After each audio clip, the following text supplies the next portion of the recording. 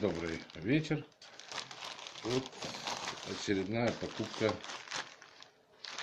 Получили новой почтой лот, купленный на аукционе в Виолете. Открываем.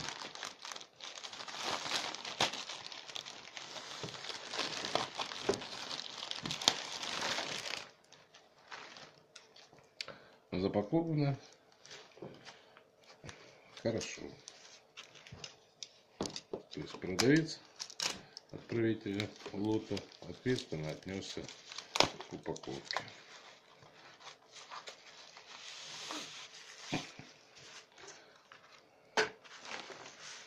Дополнительно упаковал в пакет.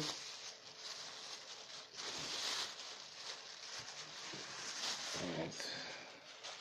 Имеем мы такое вот чудо длиной почти полметра. Находится в замшевом чехле.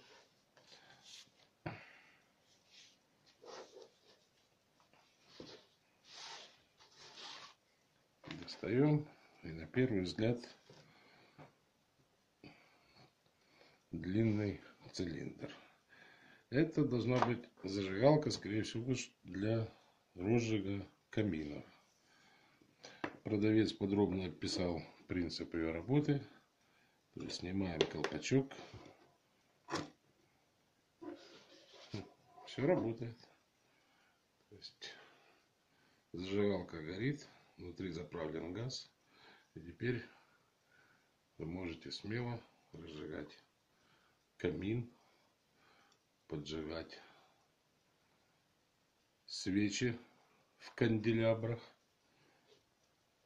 Выключается она, по-видимому, интересно, с чем она выключается. Подача газа. Вставляем колпачок. При снятии колпачка слышен легкий щелчок. Еще раз повторяем. Зажигалка загорелась. Выключить ее простым нажатием не получается. То есть, вот.